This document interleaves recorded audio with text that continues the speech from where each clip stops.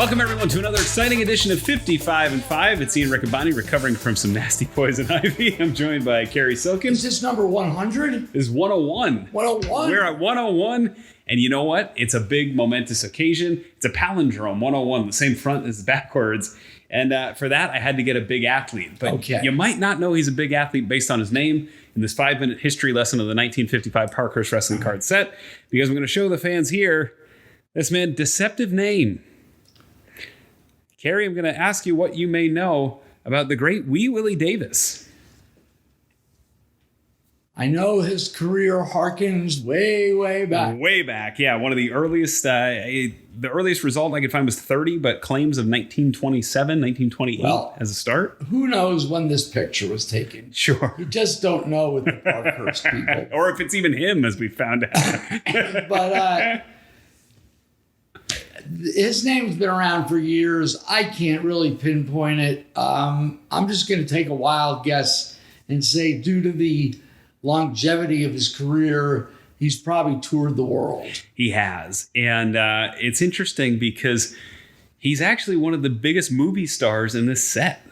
And we've had a lot of actors. And we've had a hotbed of thespians here. Yeah, we sure have. He was in close to 30 movies in 30 years. And I'm not talking B movies. Listen to this. He was in Asphalt Jungle, starring Sterling Hayden. He was in the Cisco Kid TV series. He was in Gentleman Jim, the Jim Corbett biography starring Errol Flynn. He was in To Catch a Thief, the Hitchcock movie with Cary Grant and Grace Kelly. Okay. He was in Mighty Joe Young, Samson and Delilah. The credits go on and on and on.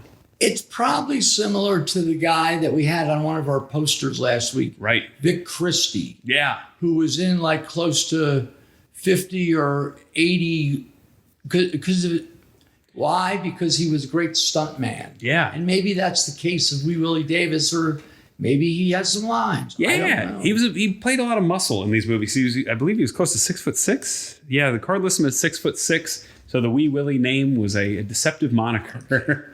And just some little more information. His career is believed to start in the Northeast. His earliest results are from Ray Fabiani, who was the booker in Philadelphia, and Jack Curley, who booked the Garden quite a bit in the 30s. So those results are there. And he wrestled a name you're familiar with, Toots Mont.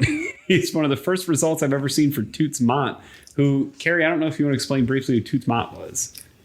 Toots Mont was one of the it's very confusing. It's probably not that confusing if you can decipher it. But Toots Mont, Jack Pfeffer, Willie Gilzenberg, Vince McMahon, Fred Kohler, these early major promoters.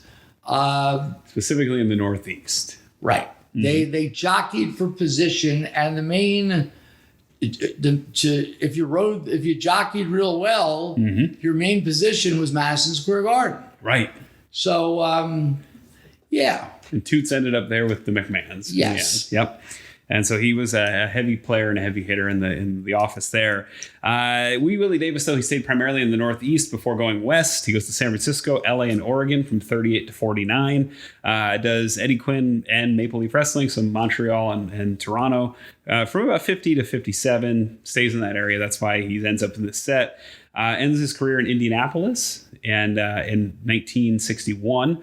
He retires and does movies, does about 30 movies in 30 years. His last film was American Hot Wax. Do you know who American Hot Wax was about? It was kind of a biopic. I'm thinking of like a teen movie. American kind of. Pie. Right. But, kind of. Well, who was real hot with the teens in 1955? Or 1950. Well, that's pre-Elvis. Right. And who was getting paid off to spin their records? Oh, you got this. The guy from Cleveland? Yeah. Damn it. It was an Alan Freed biopic. Alan Freed. Yeah. Do you know who was in this movie? This is maybe even more interesting than we believe. No, I don't. This is going to it blew my mind. Jay Leno. Really? In 1978. And Fran Drescher, the nanny. She was 20 years old. We saw a recent documentary with Fran Drescher in it. Yeah. And we were watching The Sopranos, which has this one Jewish character who's not a made man, Heshy, who represents I've thought of his name, AJ. Brett. It's a little known name, Brett Burns, but he was like right up there with Ahmet Ertegun.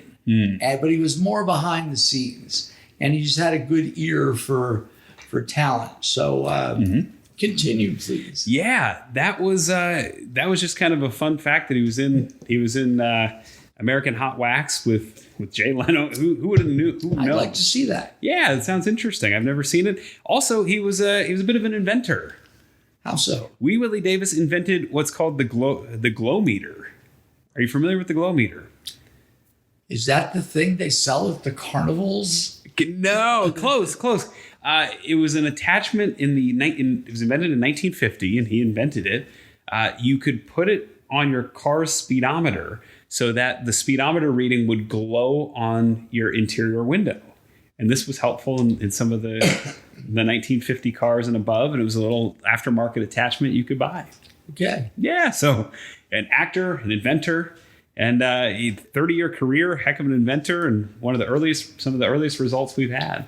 And anybody named Willie we like. We like Willies, absolutely. Hogs, Wee Willie Davis. And Willie Gilzenberg. And wasn't there a referee on the old championship in All-Star Wrestling's Wee Willie Weber? Yes, yeah, in the late 70s. So if your first name's Willie, you have a chance of it being Wee.